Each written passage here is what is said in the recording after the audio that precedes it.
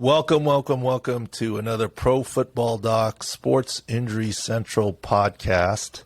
And as advertised, we're going to lead off with a very special guest. This will be actually the first time that we've ever had a golfer on the show. Oh, gosh. Can I call you that? Danny Woodhead, on the cusp of the U.S. Open, pro football player, but golfer extraordinaire.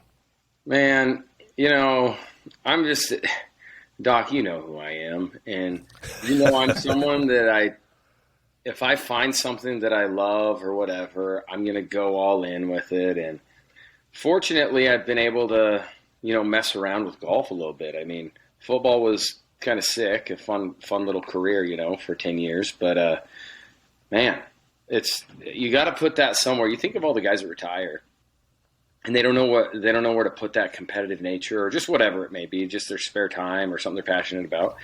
And I've just found it in golf, and man, I love the game. Oh, that's really cool. So, I mean, no offense. I mean, everyone knows Danny Woodhead, right? And yeah. Great career, and quote, little Danny Woodhead, right? And by the way, I said this to. And I hope you don't mind the comparison. That's fine. We had Sproles in here for a podcast once. Yep. And I'll say the same thing to people. And he was an in-studio guest. And I said, everyone thinks Darren Sproles is small. Everyone thinks Danny Woodhead is small. That's not true at all. Right. Darren Sproles and Danny Woodhead are short by typical standards. You guys are not small. You guys are thick and, 200 pounds. I mean, you guys are not small. Well, short by stature only. For sure. I mean, think about this. Like, everyone thinks, like, oh, my gosh, so little. And it's funny because I noticed it after I retired a little bit more.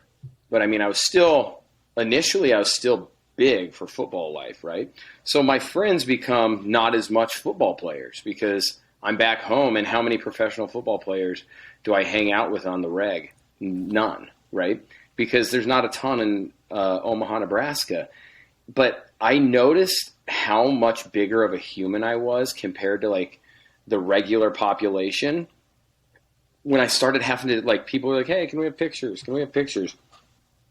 Or just pictures with family, pictures with whatever, and you just notice things a little bit more. Like, you see your picture up on Instagram or Twitter, and it's like, I am grossly bigger than people. Like, like a gross amount, like, as far as, like, my upper body or whatever it may be. And it's funny because since then I've been trying to get smaller, and luckily I have, but I am, even as I've gotten smaller, like, if I take pictures with other people, I'm very big. And it's funny because in the football world, yes, we're a 6'5", 340-pound lineman. I'm going to look small. I mean, anyone's going to look small. Well, here's the other thing. Everyone thinks of King Henry, Derrick Henry, as a big running back. Yeah. If you were his height, you'd be bigger. Oh, I would not be playing running back, right? Yeah. I'd probably be playing, like, D-end or something, or defensive tackle. Right, and that's my point. Like, you, Darren, others, you're shorter, especially among all the tall people around you, but you guys are not small. That's what I don't understand. Thick, yeah, and look, and if there's any proof of that, I mean, I've seen all the social media pictures of Danny Woodhead in shorts golfing and those calves, right? I mean, that's quite the sensation. Hey, that's, I mean, it's a hot topic right now. I mean, I'm not normally a calves guy, but, like, that's the topic on social media. Danny Woodhead, check out those calves. Well, you know what? They've always been there. They've just been hidden under socks because of our fun rules in the NFL that we have to wear socks or whatever. But, it's funny. Everyone always like, what'd you do to get those? And I'm like, well, quite frankly, I was born. Like, that. God just gave me really big calves. I don't know what else to tell you. It's not like I was in there I probably did less calf work than anyone else in the world. Well, just so you know, and for listeners too, the laughter you hear is either from Justin, our producer, or Taylor, who's co-host, and he's just listening in before we get into the other part. So it's not just ghost laughter, but He's just creeping in a little. He's just creeping in. Yeah. I think he's a big calf fan too. I mean, he seems to really enjoy those comments there. The sounds of it, he is. The sounds of it, he is. Yeah, there's nothing wrong with that either. But actually, I thought he only cared about Raider players. So, I'm not even sure he knows who you are. So, Oh, come on. Yeah, I wasn't much of a Raider guy. yeah. Let's put it that way. Well, speaking of guys and knowing who's who, Coach Belichick remembered you. He shouted you out. You had a funny tweet on that. Yeah, it's funny. Like, I mean, he mentioned me in a presser, and I kind of came back saying, like, oh, surprising, but really cool. Like, Bill Belichick remembers me. Truthfully, I knew he remembered me because Bill Belichick remembers people that I guarantee he remembers someone that he signed on practice squad for like 3 days before. Like, that guy is as calculated as a human being as I know. But, it is kind of funny, too, because all the guys that played there know stuff within the organization. I also tweeted out, like, hey, Bears, let Bill know. It's Bears. Najarian is his assistant. And Bears was always notorious. We knew Bears was looking up our Twitters, our Instagrams, or if people used Facebook. And then he'd give the tweet or the message or whatever to Bill. And the next day, Bill comes in, acts like he's never heard of social media. And it's just the standard press conference deal. He's like, I don't know what's on that MyFace or Spacebook. Or it's like, okay, Bill. Snapface. Bill, it's been 10 years. There's no MySpace anymore. And it's Facebook. It's not Spacebook. Like, but it's a funny thing, and he always like, you guys doing that Twitter thing or Spacebook or MyFace. What are you saying on there? And you just kind of we know Bill. Bill, we know that you know everything that's going on in social media because of Bears. Oh, there's no question, and not only do we remember every player, like a pro golfer will say, gosh, on the 16th in 2017 at the U.S. Open, I just needed to do X. And they remember every hole. They remember every player. And look, you're Danny Woodhead. You weren't like some practice squad guy. I'll bet he remembers the practice squad guys, right? I mean. Well, I guarantee he does. So I'll give you some evidence to this because I'm sure you didn't hear it and see it. But last week we had David Binn on. And he obviously David Binn, all-time Charger, 50 games or whatever it was, more than anyone else, long snapper. And obviously you played with him and you know him very well. Good golfer, too. Yeah, well, we'll get to that one, too. But he told this was amazing. Binn, we're friends and we got kids in the same baseball league and da-da-da-da and the whole deal. I never realized that was his first podcast ever. He'd never been on a podcast before. So I was like, oh, cool. Really? And I had him tell the story when he went to the Pro Bowl. And the story was Bill Belichick was the coach. It was the year that they lost to the Colts in overtime when we were 14-2 and should have gone and the whole deal, right? You know that. So he's the head coach. And as you know, the head coach gets to name the long snapper because it's not voted on, and Binn obviously was deserving, right? And, he's a great long snapper. Great player. So Dave, I knew this story, but Dave actually told it. What he said is the first time they're at practice, they're done stretching or this, that, the other, and he walks by, and I'm paraphrasing, and he says that Bill says, where's Pam? And Dave goes, yeah, she didn't make it on this trip. And Dave says, Bill said to him in complete deadpan, now remind me why the fuck we invited you here. Okay. I mean, that's classic Bill, right? I mean, that, but people don't see that. So that's classic Bill. But my point is, and the reason I told that story, and not to rehash, but for a guy who says it's Snapface, he reads People Magazine and Us Weekly. How did he know that Dave was dating Pam. Exactly. He knows. So Bill tries to play it off as he's some idiot technology-wise or whatever. He knows what's going on because he knows he has to know. I mean, the great thing with him as a coach is he knew everything. He knew the pulse of the team. He knew everything that was going on. And so he's got to know what's going on in the players' lives outside of the building too. And it wasn't, hey, Danny, how's everything going on the outside? No, he'd just find out if someone was doing something dumb, through that or in an interview. Yeah. Well, there's no question. I've seen it myself. I don't know if Justin can cut this out if it's off topic, but since we're talking about Bill, one time when Seo broke his arm and he was with New England, he flew home, had surgery, and then he was ostensibly done, right? And with his career. And then I get a call on a Friday from Junior and from Tom Gill, the Patriots head team physician at the time. Yep. So I called Junior back, hey, I'm out here in New England. They're going to re-sign me. Can you call the team doctor that I'm okay? Tell him I'm okay. I'm like, okay, but other than socially, I haven't seen you in months. You don't come back for an x-ray on your arm. I know you're surfing and working out. He goes, just call him. So I called Tom and he goes, hey, what do you think about Junior? I said, what do you think? What's his x-ray look like? I haven't gotten an x-ray in 6 months. I mean, I don't know, Yeah. And he goes, yeah, he looks fine. He goes, I said, yeah, he's fine. I mean, I know he's working out, doing everything. And he goes, can you send me a note? I'm like, huh? You want me to send you a note? You're seeing him. What do you need the note for? But okay. He goes, here, just email me something. So on my phone, I email him, Tom, in my opinion, doing Junior's arm surgery, that he'll be fine for this upcoming season, except for week 2 and potentially one playoff game. Right? We were playing the Patriots week 2.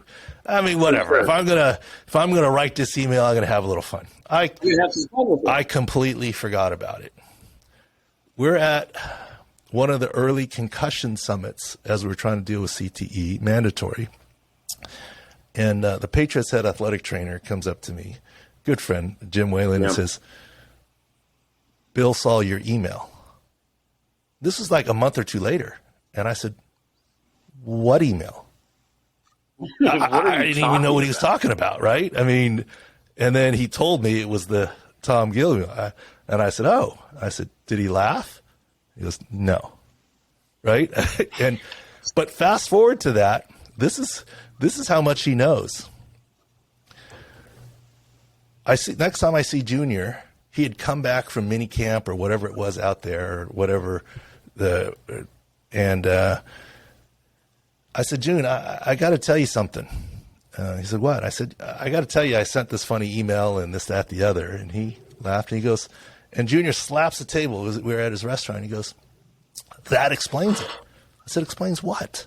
He goes, Bill never comes out for stretch, right? I mean, he doesn't come out early and all that stuff. And he goes, we're stretching. It's my first time back there.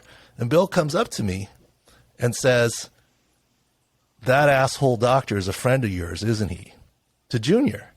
And I said, well, what'd you say, Junior? Did you defend me or what? He goes, I said, Coach, I don't know what you're talking about. He goes, because I had never told him about the email that I sent. So he's like, I don't know what you're talking about. And that's how it ended. So Bill knows everything, right? I mean, that's definitely. Justin, he might know what's going on at your place. Right? Yeah, I'm trying to keep up. Yeah. Don't be scared. Yeah. I mean, and there is nothing by accident in anything that he does. But anyways, going back to Dave Binn, having a little fun here, because I know you're friends. Yeah. We actually were recording the podcast last Monday morning our time. Mm-hmm. You probably were on the golf course already. We didn't know that. And, I told you before you played, whether you make the U.S. Open or not, I want you on the podcast. And it's fun. Sorry about that, guys. That's all right. No, it's all good. Well, anyways, so here is what Binn said. why are you letting Danny Woodhead show you? Why aren't you qualifying for the U.S. Open? I know. I read that. I didn't know. He must have got a lot better since last time I played with him. Because, wow. Dave, I have to repeat your comment that he must have gotten a lot better. Okay. Yes. No, it's great he got through to the second stage. But, Dave, I'll bet my house he doesn't make it through that. Wow. I'm sorry. It's a different world, man. What do you think? Two parts of that comment. Yeah, the last time I played with Binn, I think I was probably a 5 or a 6. So that definitely explains like why he's like, huh? Because now I'm sitting like, I don't know, I think I'm a plus 2.5 right now. And not that like that's great, whatever. So that's not shocking that he would say that. Because if I was playing with a 5 or a 6 at one point, and I heard they qualified for the sectionals, I would be like, what? Like, what's going on? Like, that's not real. Did he play with a bunch of, like, not humans? Or was it like an animal qualifier? So I get that. But the whole part that he would bet his house, I would love, like, that was my first try at it. It was actually my first try to ever qualify for Are you going to do it next year in Los Angeles? Not in Los Angeles. Okay. Oh, I will. Yes, I will try to qualify for the one in Los Angeles. It'll be somewhere regional first. Crazily, I mean, you look at the score and where it was at. Yes, I didn't get in.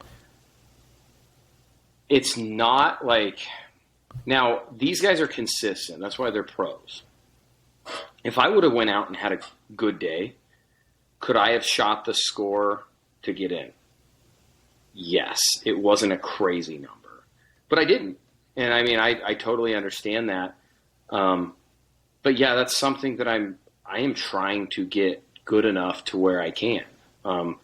Obviously, I know everyone, there's so many people there like, oh, he got in to sectionals through this. And it's like, and they're like, oh, whatever. This, that, and the other. It's like I'd love to play in a game. Well, like I'd love to play anyone in a game. But is it a different world? I mean, sure, but after playing, if anything, it gives you more confidence because you're like, one day. Now, I'm not saying I'd beat him in 4 rounds, or I beat him with my average game because that's not true.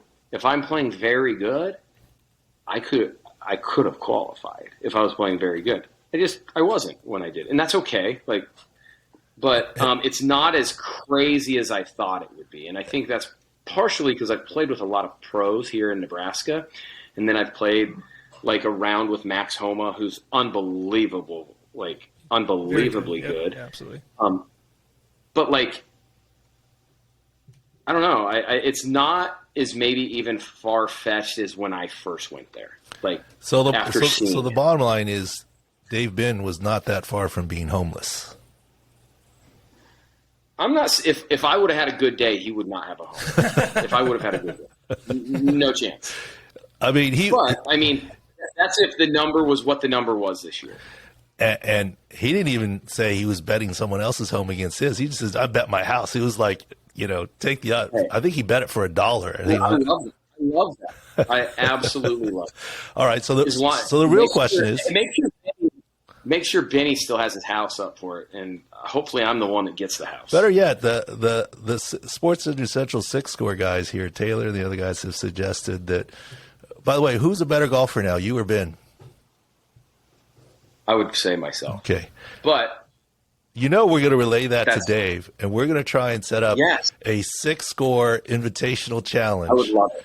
In San Diego. I would love it. Now, I will say this. I wasn't even in the stratosphere the last time we played. Like, he would have mopped me up. I don't know. I would have been laying down suffering on the ground. All right, so propose a wager. We'll set up a 6-score invitational in San Diego, you versus Ben.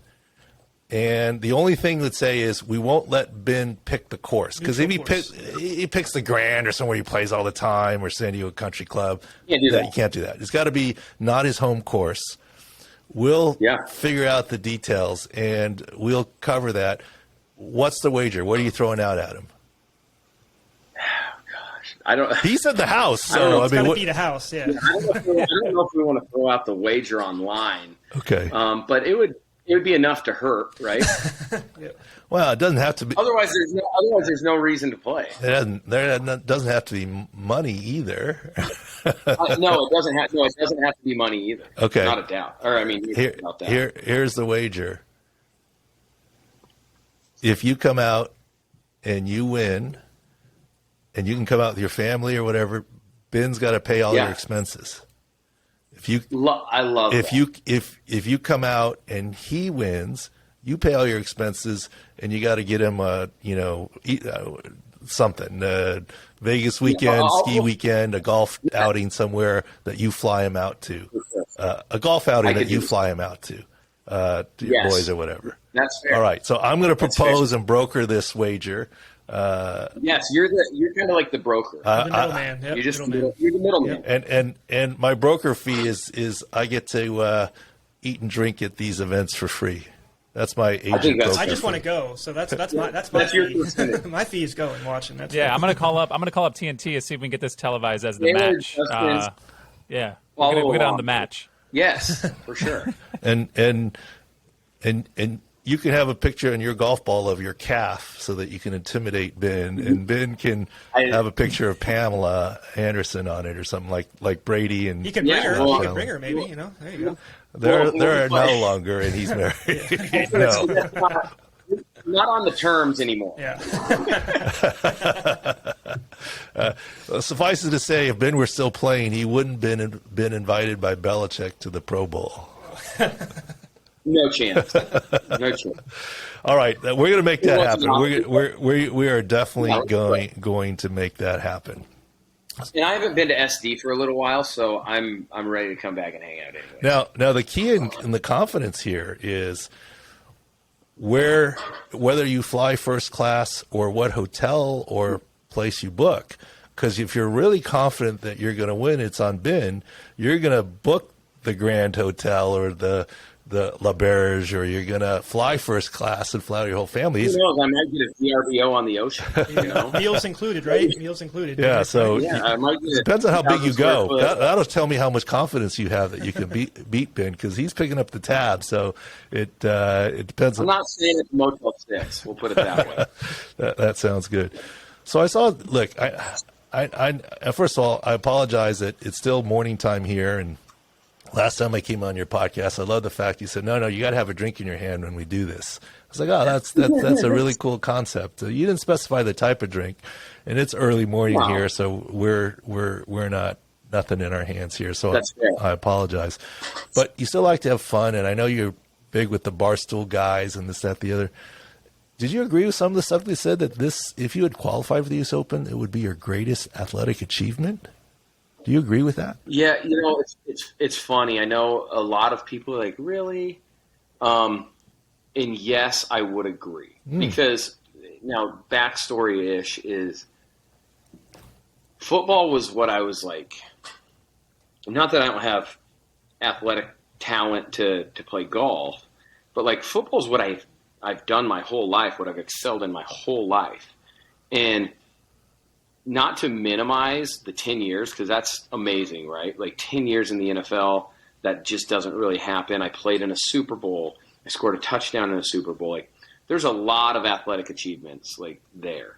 But it's one of those things, and maybe it's because football, I didn't get invited to the Combine, didn't get a D1 scholarship, didn't get drafted, didn't get chances, always was just like the bottom of the barrel scraps, right? But like, there's something I feel like I always had the talent. It was just getting the opportunity. Whereas in golf, it's been hard. Like my last 4 years of like rebuilding my swing has been one of the craziest mental like hurdles, of my athletic life. Because it's like, gosh, dang, like right when I feel like I got it, another day happens, my body just feels different, and then it's like I've never touched a club in my life. So a lot of that, there's just a lot of heart in that. So as I've been getting better and even qualifying for sectionals for that final stage, I mean, would that be Super Bowl worthy? No, probably not. But that's still like, that's a huge accomplishment. After I was talking to like pro golfers, like, yeah, like a lot of mini tour guys, like, it's a day to be celebrated. And I was like, oh, man. Like, I didn't know how big of a deal it was until I qualified. And I was like, crap. Like, that is pretty nuts. Well, it sounds like so if I would have went to the Super Bowl of golf in a sport like I'm not supposed to, like, that would have been my number one achievement in sports. Interesting. Dave Binn would agree with you that would have been the greatest achievement. Yeah, it's like crazy to think of, because I didn't really until I got to the next stage. I was like, oh man, I played in a Super Bowl in football, and I have an opportunity to play a Super Bowl in golf. Like, I was just like, that's where I was. Being someone who never played football and wouldn't have made it and lasted, I would say for sure. Look, I'm not a great golfer, but I've gotten a birdie here and there, but I'm not a very good golfer at all. Okay. I mean, but I would have said a guy who's had a 10-year career, played in a Super Bowl and scored a touchdown versus qualifying for the U.S. Open, far and away the football side. But I get what you're saying. You're used to the football side and success, so it wasn't a leap for you, whereas this is a big departure. If you're talking about like a regular, just a normal human being that I don't know, and I don't know what they're getting. Like, if you just say, 10-year career, Super Bowl, and played in the Super Bowl, had a touchdown, and just qualified for the Open, I'd agree with you on that. The football achievement's bigger, but I think for me, it's more personal. Mm-hmm. Like, I'm not supposed to be, and where footballs came so easy, right? Like, it's like when people say, oh, it's just like riding a bike. It was really like riding a bike. It just was not. That's not a difficult thing for people. Yeah, and look, if you had done that, you could have been in, Deion Sanders, two-sport athlete, Bo Jackson territory. Nate Ebner, USA Rugby and the Patriots. I mean, you'd be in that territory, right? Yeah. He's technically a dual sport I don't know athlete now, right? I don't know if I'd have been considered prime time or what. They might have had to take that away from Deion. But no. Or Woodhead knows. Kind of like Bono's, or you would have had quite a few sock endorsements with the calves. Could you imagine? They get like a mid sock, so then I wear it right under, so then it makes it even look bigger, make the calf look bigger than just going like no show. And then opportunities were endless with my NIL money, right? Imagine if you then had golf shoes with a little bit of a heel, and it really accentuated your calves. We could be talking about a whole new business. It wouldn't even be golf. It would just be how can we get the calves on camera? Yeah, exactly. All right. Talk about Phil Mickelson calves. Come on. Well, we're going to move into Taylor. What do you got? Other topics? NBA Finals. Who you got there? You got the centers that we just post article on. So who you like in the NBA Finals, Danny? NBA Finals. I'm not against. It's not like I hate the Warriors because they have great players. I've always loved watching Steph. But I would love to see the Celtics. Yes, they have a couple superstars in Tatum and Brown, but I love how they just have hardworking dudes too. They have like Grant Williams, not even a huge fan of him, but he will go out and fight someone. Marcus Smart, I'm learning he's becoming like one of my favorite players because he will do anything. He will agitate absolutely anyone.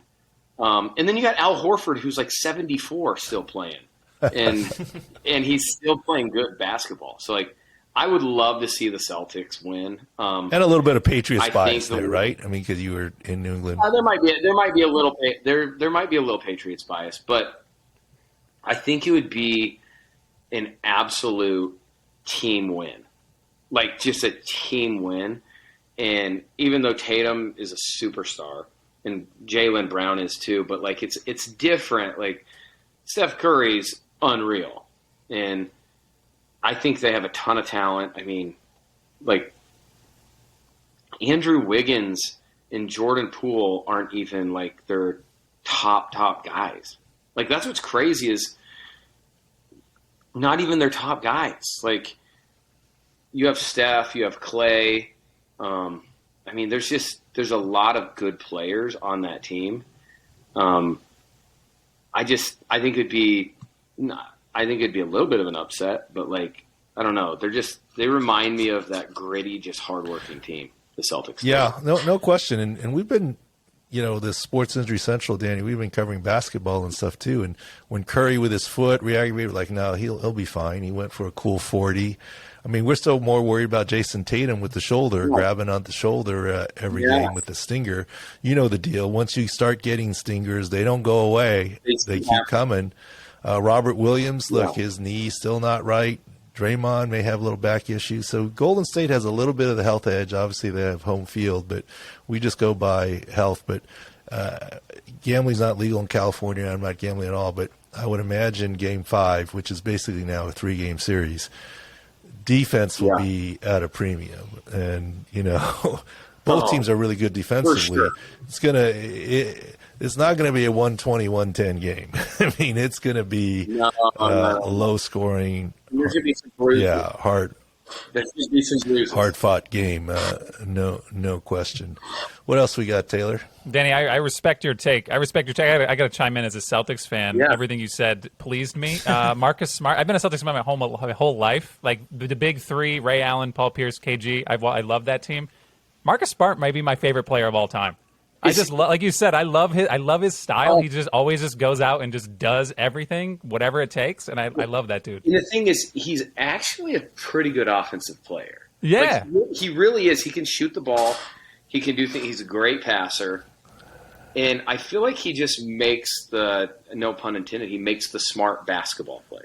He really does. And then on defense and just mentally, he can get in the other team's head. Like, I used to not like him. Like, he used to kind of bother me. Right. This year, he's became, like, one of my favorite players in the NBA. I respect that not everyone nowadays in sports, period, but even in basketball, they don't always like to play their role. He plays his role and plays it incredibly well.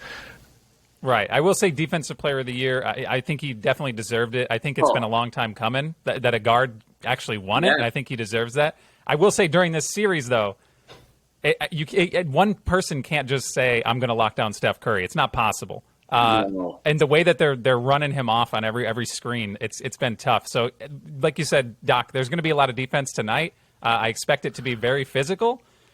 The Celtics have to find a way to get up on Curry off a screen because that's what's been killing them. Basically, that and the turnovers. But if they can find a way to get up in his face, he's just getting wide open shots, it seems. Yeah, Danny, let me tell you something. You don't know this. Taylor knows this. I know he's had this thought in his head.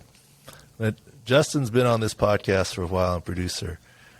He just crushed his over on words. Yeah. He said more words just now than he has the entire time he's been podcast producer. And we couldn't get him off the mic either. I mean, he did not pause for a half breath to get cut off. He just no way. He's a player prop that was like at 4.5 words, and he just hit 70. I mean, he just crushed it right there. You really look. I know my role. I'm a producer. I should have been. Totally. Yeah, this was the Grant Williams like 6 3-pointer game right here. And the other thing that I would say is, boy, you guys are generationally so different. I mean, I've always been a Celtics fan, and who did you cite? I mean, you didn't go Bird, Parrish, and McHale. That's sad. I don't like that. I mean, who? No, if you all-timer, I'm picking Bill Russell because I have studied the game, and Bill Russell's insane. I know, but you went with who? You didn't even go with crazy. Bird? I mean, McHale? I grew up as a Paul Pierce fan, right? I grew up as a Paul Pierce fan. I was in the prime of Paul Pierce. We were so bad for so long, and then we won that championship. I love Paul Pierce. But do you remember the wheelchair? Then he went on ESPN. And I was like, do you remember the wheelchair game? When that's where I was thinking. Yeah. You mean the poop game, right? I don't know if he pooped his pants or something. Yeah, that was the poop game. And then next thing you know, he comes out and just balls. You're like, you literally could not. Like, you literally were paralyzed for a second. And next thing you know, you're just bawling. Carried off like a baby. Yeah, you know, and yeah. Have you ever felt like that, Danny, during a game? You had to go to the bathroom real quick during a game? What? You ever had to go to the bathroom really quick during a game? Yeah, I just pee on the field. There you go. Oh, you'd have the teammates carry you to the No, restroom? I never had my teammates carry me off the field. I will say this: when I was looking at him, and it made me wonder if he was just getting like strolled out because like he needed like a snack break and get some like Cool Ranch Doritos. Does he not scream Cool Ranch Doritos? He does. He's a Cool Ranch. He buys guy, in yeah. bulk, right? I will agree that's when you say Paul Pierce is totally not fair to the guy, but you know that since we're an injury thing, that certainly comes to mind. But you know, Danny, in terms of football, what kills me now, I don't know if you've noticed this. I've seen multiple times now, multiple games, different teams, where a player is carted off but has returned. I mean, what would you do if you were a teammate of yours did that? I would be like, what are you doing? And that is so true, though, that you say like that has happened. Back when I played, now I don't want to act like I'm a dinosaur, but like if you're getting carted off, you're probably out for the season. Like you're out for the season, or it's like a high ankle that like you just can't like walk. You know what I mean? You can't walk off.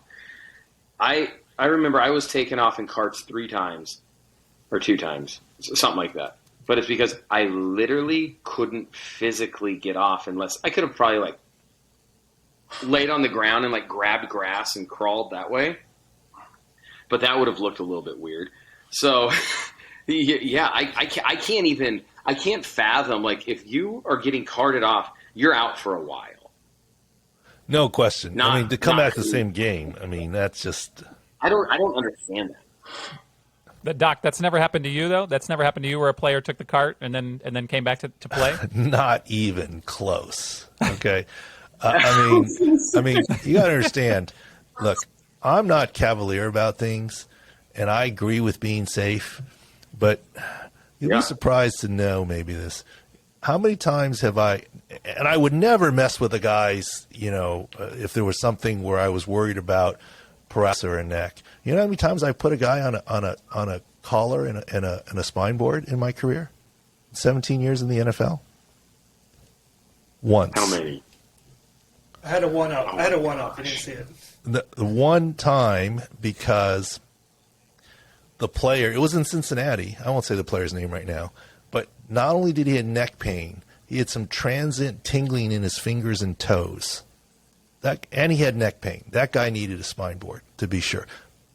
Yeah, Turned out he was fine, but you can't mess with it. Right. But, you know, I'm not saying it's wrong to, like, not put all these people on, but I always looked at it, there's a big cost to the player, a big cost to our team, and a big cost to his family to do that in terms of the scare, mentally and otherwise. I remember a game we had in Dallas. I was just about to mention that, yeah. It was one of the first games in the new Jerry world. DeMarcus Ware went down and got put on a spine board. It was a tight 10-10 game. DeMarcus Ware got taken off on a spine board. Maybe it was serious, but I know the Cowboys have a spine expert on their sideline. He didn't even come out onto the field, yet the guy was taken off. And I'm not being critical of the doctor. They probably knew something and whatever. 3 plays later, we scored a touchdown, and that was the end of the game. I mean, like, when DeMarcus Ware goes down, your stud, everyone's like, ooh, that's better, you know. Let me make sure that I'm playing safe here, you know, and it's football. But those are overly dramatic. But in terms of carting out, I mean, I had one player once. You know him, Danny, but I guess I shouldn't say. Maybe, I don't know if I have permission to say, but when we were out there, he goes, Doc, what do you think I have? I said, well, let's get you off the field. He goes, no. You have an opinion. I said, I know this is like going, you know, out on a limb, but I think you have a tibial plateau fracture, non-displaced. He was like, there's no x-rays. Well, we're going to go get x-rays, but, you know, I think you should go off on a cart. And he goes, no, let me walk off. And he did have a tibial plateau fracture. And it did end up being the last play of his NFL career. And years later, he personally has thanked me. Thank you for letting me walk off my last play in my NFL career.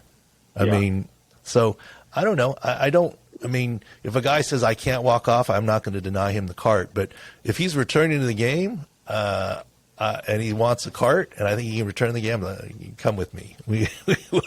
I don't think we would summon the cart, or I'd tell him we lost the keys or something. Yeah, exactly. That's crazy. It is nuts. Not to, and I don't want to be the guy that says like, man, they're not tough anymore.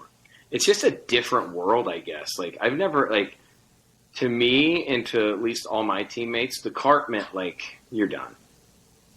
Like you're done for a long time, or you're done for the season. So like it's something like. It was me and my teammates. The last thing we ever wanted was to be carted off. No. I'm getting off the field on my own, as long as I can. Yeah, gotcha. All right, Taylor. Who else we got this week?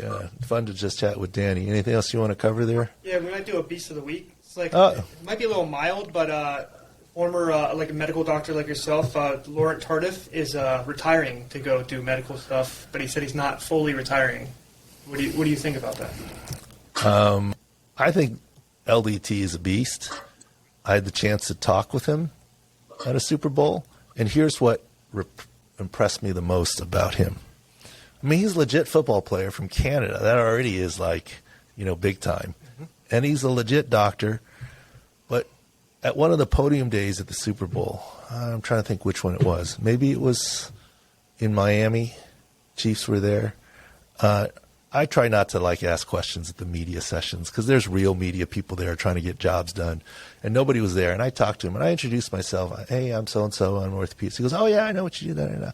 I said, "Tell me this question: bigger accomplishment, or prouder moment, or harder thing, like your U.S. Open versus football versus being a doctor." And I loved his answer. He didn't give me. He goes, "Well, right now, I guess I have to say football because, yes, I have my MD degree, but I'm not a real practicing doctor yet. I haven't done my internship. I haven't done my residency." So he wasn't trying to claim that he was a practicing doctor, right? And I thought that was a very thoughtful answer. So I very much respect him. So I think he's a beast. The whole COVID thing where he worked in a nursing home as an assistant, basically orderly during the pandemic. That's a beast. And he gave up his NFL part of the career. Right now, leaving the career open, I don't know. I don't know skill-wise, time-wise, whether it's permanent or whether he's going to get a call. He got a big deal with the Chiefs, but I don't know that he's in big deal range anymore. He went to the Jets last year and he started, so he's never not been a starter. So he's starter caliber. So, I mean, he's a beast. He's a beast for going COVID. But the one I would put up there is I favored it on my timeline. I was trying to look for stuff. Is Albert Pujols. Or the umpire. I know you saw that. Yeah, Albert Pujols, first of all, Manny Machado's right. Where is the farewell tour? Approaching 700 home runs, well over 3,000 hits, 20-plus years. He was definitely the best player in the league for a number of years. No farewell tour yet, but recently on video, I'll use this for our Beast of the Week. After 2 strikes, the umpire emphatically punches him out. And, never argue balls and strikes. And Albert just looks at the guy with a glare, puts up 2 fingers. And the umpire's like, "Oh, okay, play off." So, I don't know. I mean, Albert's a beast for being so cool there and not whatever. The umpire was probably trying to crawl into a hole as Albert just kind of glared and stood over him and just went. And it wasn't one of those strike you're out. It was he wanted to ring him out. He was probably had cameras rolling on him to tell his kids that I rang up Albert Pujols, right? I mean, he was going to make it a good one. And so that's our baseball Beast of the Week story. We like to cover some fun things and otherwise, but that's our Beast of the Week story. But the other one I'll tell you here, guys, since we're in San Diego where I am, remember when last season when Tatis maybe go into the outfield, right? And let me tell you something. There's no way Tatis will go to the outfield. I didn't like it when he went to the outfield last year because why? Yes, there are more opportunities at it's kind of like the difference in this. Would you rather be a running back or return kicks? In terms of danger, look, you get hit a lot more as a running back. But in the open field, okay, and that's the difference between shortstop and outfield. The reason why I say this, Tatis will never play in the outfield. They can't risk it. And there's a DH now in the National League, right? So when he comes back, he can DH.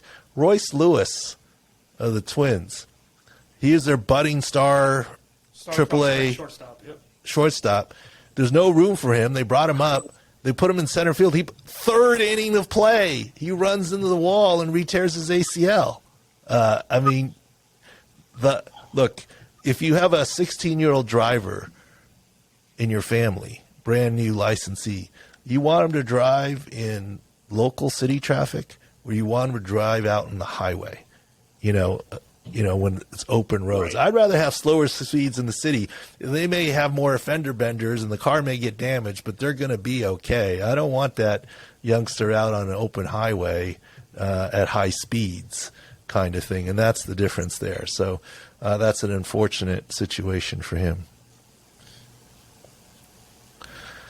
All right, Danny, anything else you want to promote or do? Your podcast, anything? Tell everyone what you're up to.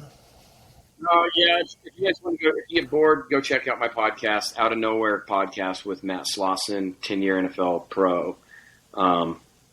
We just like to chat it up, have fun, and other than that, I don't have anything else.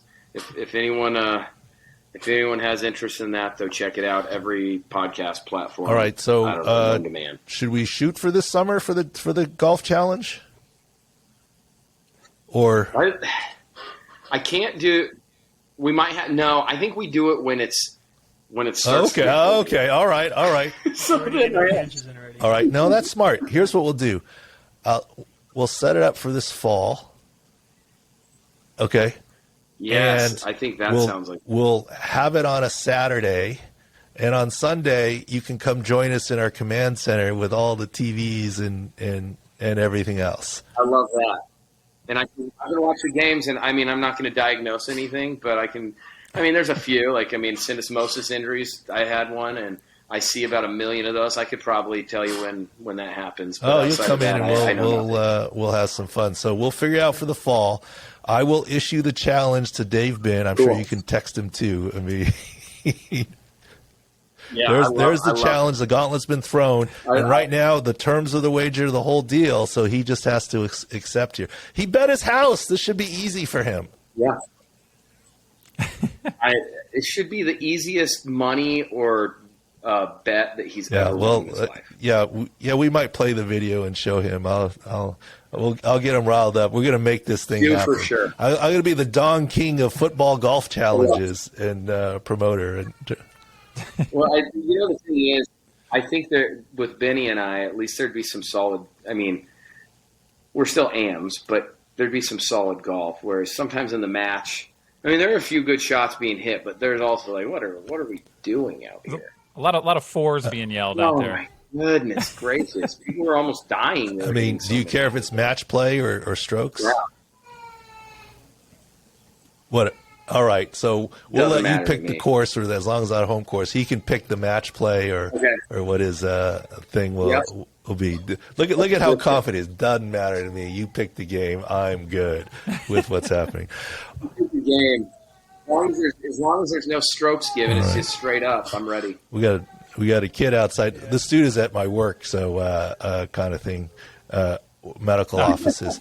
But in any case, or that might be Dave Binn crying after you're done with him in golf. There you go. No, but anyways, thank you guys for joining us. Thank you for joining us, everyone, on the Pro Football Doc Sports Injury Central podcast with special guest Danny Woodhead, the golfer extraordinary, and special guest Justin Doyle, our producer, who now he probably gets credit for it now since he actually spoke on this one. Thank you. Yeah, I can put it on my resume. You broke the word bank on this one. You brought it out of him, Danny. Yeah. Look, all right, listen. Hey, it's not that I don't speak, all right? Yeah, obviously Danny Woodhead's on here. I'm going to say some things. It's all right. Yeah. I think I brought out the best in you. Look, I I'm now appreciate it. thinking Yeah, as I look at Justin and look at his face and so forth, he's so happy. I don't think it was just about the Celtics. I think it was about Danny Woodhead. I think he might want an autographed picture of a calf. Can you make that happen? Yeah, no, To for Justin sure. and 100%. sign Yeah, That's cool. I want it oiled up. I want it autographed, and I want it. Yeah, Well, we can make it happen. All right. Thanks Let's for go. watching and listening. All the usual All right. places. And remember, go to sicscore.com.